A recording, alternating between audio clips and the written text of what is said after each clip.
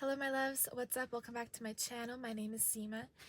Thank you so much for being here. If you are a continued or returning subscriber, I just want to take the time to thank you for being here and sharing your wonderful energy with me. It's just such an honor to be able to give you messages, and I feel so overwhelmed at times because this channel is growing, and you have to understand that it's really I feel like a mom. I feel like I'm a mother now. And yeah, I don't know. It's been such a huge amazing thing that has happened in my life, and it's really my honor to give you guys messages and to help heal you in any way that I can. I just hope that my presence is healing for you, whether it's through my energy or through music or through messages. My aim and goal for this channel and for you guys is to be nurtured as much as possible, energetically. Collectively, we're going through a huge change and a huge transition for the good. There's been a lot of energy work done um, over the past a few years, and just all of the time, really. Time gets collapsed in different ways, through us. And I was in a mentorship session earlier today, and one of my mentors told me that whenever we heal ourselves, we are healing the world, So whenever we take the time to do that healing work on ourselves, we are healing the world. And Lord knows nobody is perfect, myself least of all. I have to constantly remember to upkeep my spiritual hygiene and make sure that I'm doing that work to heal my mind and to get on top of my thoughts and to see what's in there and to dig out what's in my subconscious mind, observe it, examine it, and then clear it out, let it go. I'm constantly always also releasing things. My energy is always changing. My energy changes all of the time, which you may see if you look at previous videos. So yeah, it's an honor to be able to just find a home in this corner of the internet for me to be myself and simultaneously share messages with you guys. So I'm just so grateful for your receptivity and being here. So today I have kind of a different video planned. I wanted to give you guys messages from a book I wrote a few years ago. It's called A Rainbow Thing with Wings. You can actually find it on Amazon for $12.99. It makes a really good gift, but I'll have it linked down below if you want to check it out. Literally, I wrote this on a beach. I spent the entire summer not speaking to anybody and literally just writing, and I channeled as I wrote this. So some of the things that I'm going to be reading to you guys today are excerpts of my previous life experiences, but I was channeling when I was writing this book, so it was my higher self was assimilating my experiences and writing it in a way that would be healing to the reader. So that's what I'm going to be reading to you guys today. And the way that I do it is we're going to ask what you need to hear today together, and then I'm going to flip to a page for you, and we're going to go that way, and we're going to connect the pieces together. So let's start by asking, what do you need to hear today? So ask with me. I want you to take the time to ask right now, and just ask, what do I need to hear? What do I need to hear right now? What's most important for me to understand that could somehow connect back to my life in this present moment and help me in some way to figure something out or to heal me? So what do you need to know? Let's see. All right. What do they need to know? So actually flip to a chapter segment. So it says A Falling Thing with Wings. And the way that I segmented these chapters was to tell the story of somebody who was going through their healing journey. I forgot to mention that, as I was. So I was basically breaking my experiences up into sections and writing about them. So, A Falling Thing with Wings. You can do anything you want to do and be anything you want to be. The strongholds of the mind are not as strong as all of the mysteries of the universe, one of which is you. The strongholds of the mind are not as strong as all the mysteries of the universe, one of which is you. Whatever you're grappling with mentally, whatever seems unsurmountable for you, whatever seems way too big for you to handle in your life, you are not only equal to the situation, you're more than the situation, but more than that, you are greater than every situation that has ever situated, okay? Like ever. Because you have to understand that, like, you are literally the entire universe, the whole universe. So, like, God, really, expressing itself through in your own way, right? You know, when we shed this body, this is getting like deeper, but when we shed this body at the time of death, physical death, because death is an illusion, but like death of the body or ending to the body, really. When we shed the body, we realize that this entire life that we lived was just a, well, first of all, it seems like just a blip in time, because time is different when you're like on the other side. Time is not what we think it is here. We make everything such a big deal here. All of our moments are so slow to happen, okay? We've been given this gift of time, but then we don't realize that it's a gift, so we waste a lot of it. We waste a lot of it in struggle or in strife or in pain, instead of just letting go and releasing things quickly, right? And clearing out energy quickly. A lot of us don't know how to do that. We have not been taught how to do that. So, when we shed the body, we realize that, like, time is actually after this life. We have an abundance. We experience abundance, like, in its truest, purest form after we shed the body and after we leave the material plane. So, in the same way, we realize that, like, life was just a dream of sorts, a dream of the consciousness, okay?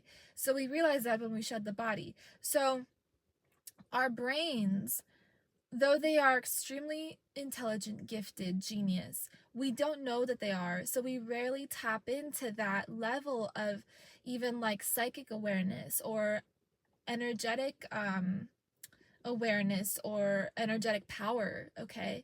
Like, usually we think about what we need to do, we think about errands we need to run, we think about our identity, our relationship to other people, just really bullshit stuff. Like, really, not saying that it is, because it's not bullshit. Like, it is important, but it's important when we give it spiritual significance.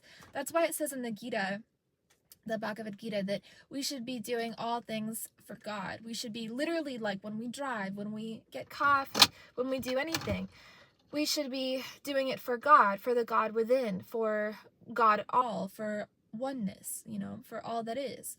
And unless we, like, remember God all the time, we are literally digging ourselves deeper into the trenches of karma, or we are creating more karma, because, like, karma is just action reaction. So everything that we do has a reaction, right? Every action has a reaction. So we will stay here if we are just putting our attention and our focus unto like our daily tasks and things like that we think are like not important or like ordinary. No, like, nothing is ordinary and everything is important. That's what I'm saying. Everything is important, and we realize everything's importance when we connect everything back to God. Okay, I have the blessing of being able to go get gas. I have the blessing of being able to get a coffee. Like, everything is a blessing. Every moment is a blessing. Every moment is a gift. And when we neglect this fact, it's a fact. It's a universal truth. So it is very factual. So when we neglect this fact of existence, not just life, but of existence, we forget who we are. We get lost. We get lost in, like I said, the trenches of karma, the trenches of action reaction. We think that we are the doer. We think that, like, instead of God being the doer, we think that we are the doer. We think that we are in control. And that's where we get very disturbed mentally. Because when we think that we are the doer, when we start to think that we are in control, we are not in a state of surrender. We're not living in a state of surrender. So we're delusioned, because we're thinking that we are the ones that are responsible for, everything that happens, and instead of just surrendering control, like this is what it means to be a control freak. Ask me about this. I struggled very badly with this about a year ago, even a shorter duration than that, even just 6 months ago, because I have a business, right? So but then it's like at the same time it's not my business, like it's God's, and so when I realized that, and I realized that my life is his, and I can give my life to him, and I can give the fruits of my actions to him and the results of all of my actions to him, then I realized that I'm free, and like I just have to work under his direction and give up the reaction to him, the results to him. And in that way, I'm liberated right here, right now, in the physical body. I have attained moksha. I have attained liberation right here, right now, in the physical body. So like, we are not supposed to suffer as much as we do, truly. Like, we are supposed to just really like sit back, relax, chill out, honestly, and create from love, create from that space of joy and surrender, that place of surrender. And when we do that, then we see that our work is healing for ourselves and others. Then we see that our work is worth it.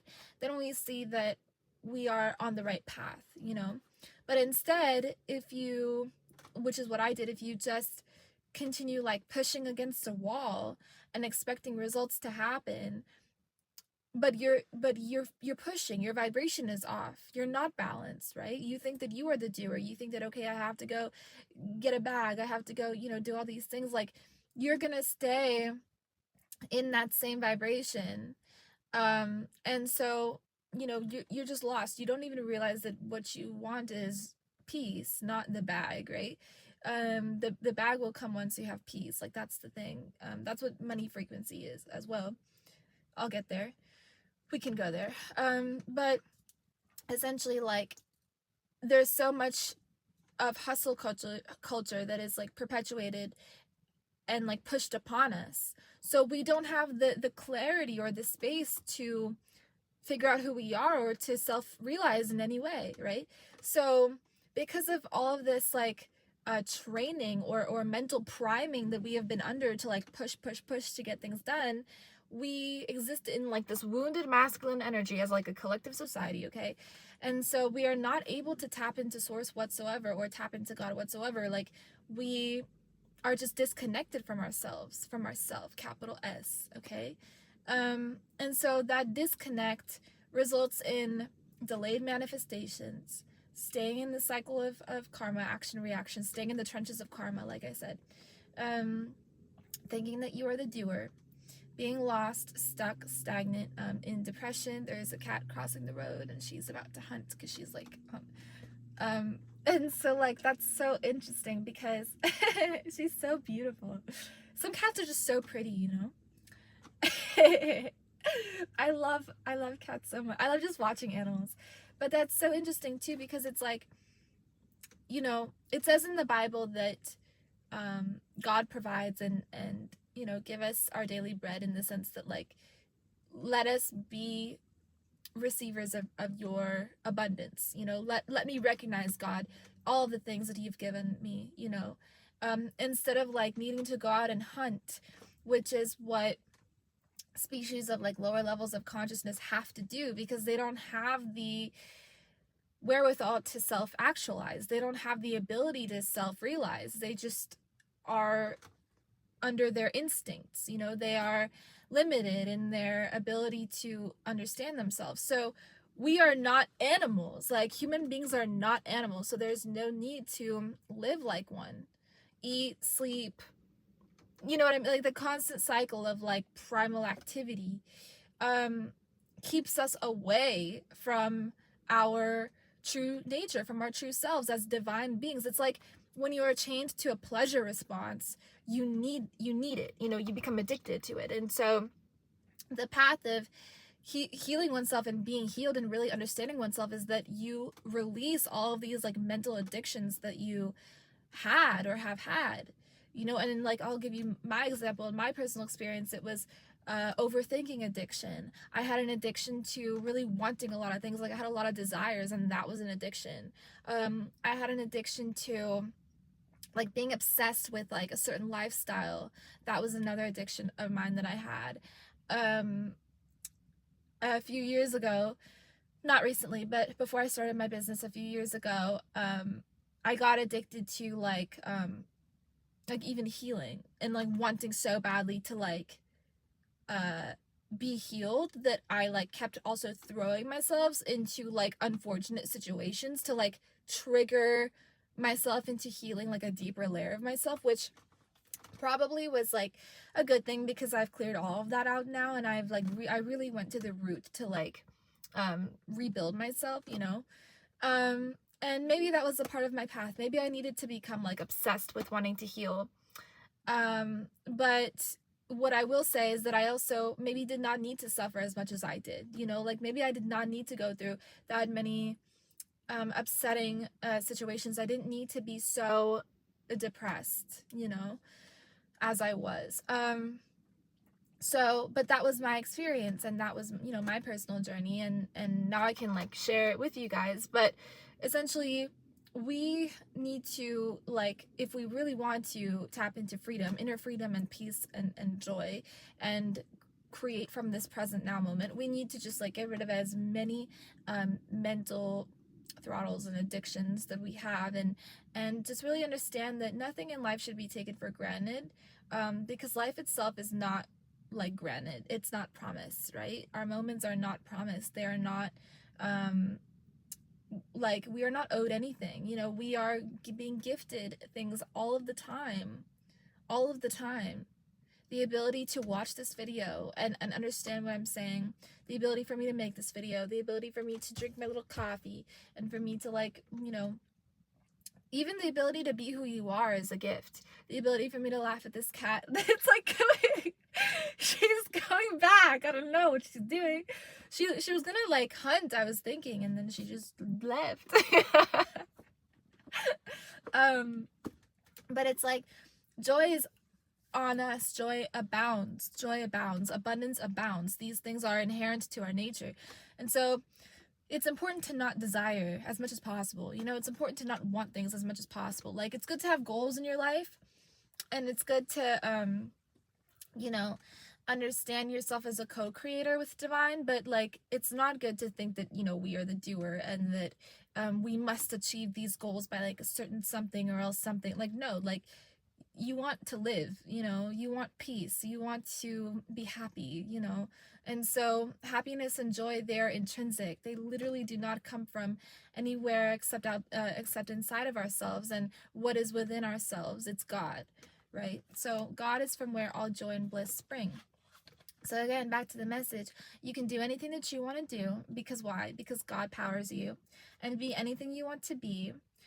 You can, there's no limit. You can have nothing today and have everything tomorrow, in any way you will take that message, you know. Because remember, abundance is a feeling.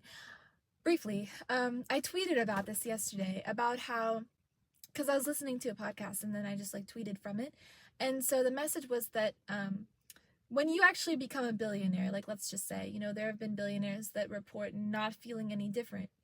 Because when you actually become a billionaire, it doesn't, there's no connection. Like, you feel nothing, you know, because like, it's just, you're still the same person, you know. And like, maybe you would feel a little bit of relief that, okay, my business generated me this income, or okay, this goal is met, or like, I can pay my employee salary or whatever it is. But like, the actual changeability effect that it would have on a human being is non-existent. It's not there. So like, there's no actual effect, you know, of becoming a billionaire. So what does that show you? It shows you that abundance is a feeling. And so you don't actually have to be a billionaire to feel like a billionaire, you know. I feel like a billionaire most of the time, and right now. Why? Because I'm reaching you guys, because I just took a shower, because I got myself some coffee, because like, it's so easy to feel joy and the abundance that is joy, and the joy that is abundance. Abundance is joy and peace and happiness and good feeling thoughts and humor and love and sharing, and co-creating and creativity as well, you know. So yeah. So you can do anything that you want to do and be anything you want to be. The strongholds of the mind are not as strong as all of the mysteries of the universe, one of which is you. You are so vast. You don't even understand really who you are. You are a mystery to yourself. If you were to understand who you are, you would not think the way that you think right now, okay? You would not think that I can't do something, or oh, I look like this, or like why do I do like you wouldn't be thinking that way, because who you are is not any of that. All of that is like the mind, like literally suffering and like continuously throwing itself into suffering, you know? Because of why? Because it's a pattern, it's a habit. Habits are very hard to break, literally. The level of which our consciousness sits at is also a habit, you know? And so that will actually bring you your the money, the amount of money that you have in your bank account, or the quality of your relationships, or all of that. It's the level of consciousness that you sit at and reside at. And it's our mental patternings, it's our mental habits. And that's why subconscious mind rewiring is so important. It is so important to rewire the subconscious, because the subconscious mind is the body. It is the unspoken language of reality, of creation. And our own subconscious mind dictates our own individual reality. Because, you know, no two people's lives are the same, right? Why? Because everyone's subconscious is operating differently. And thereby creating a different reality. What is shit to somebody will look like gold to another person. Like, you know what I mean? So, I should stop swearing so much when I'm giving these messages. But, sometimes it you know, it's like called for, but not all the time. But yeah, like what is shit to someone is shinola to another person. You know what I mean? So like, it just depends on how you see things, and then the way that you see things will dictate how they appear to you. Okay. So the strongholds of the mind. Okay, the chaos, right? The strongholds of the mind are not as strong as all the mysteries of the universe, one of which is you. Okay. So I hope this message resonated with you guys. That's what I had for you today. If you would like to check out this book, you can down below. I will leave the link to this book down below. It's beautiful. It's packed with so much that can assist you and aid you on your healing journey. Should we read one more? Sure, let's read one more. Page 156. That could be significant for somebody. It is important to keep the mind fertile through creation. Creation leads to life, while consumption leads to eventual weariness and then death of the self. Capital S. I capitalized the S. I capitalized the S. If you are alive here on this earth, you have a mission. And that mission could just be to wake up and make yourself happy. You understand, right? So, yeah.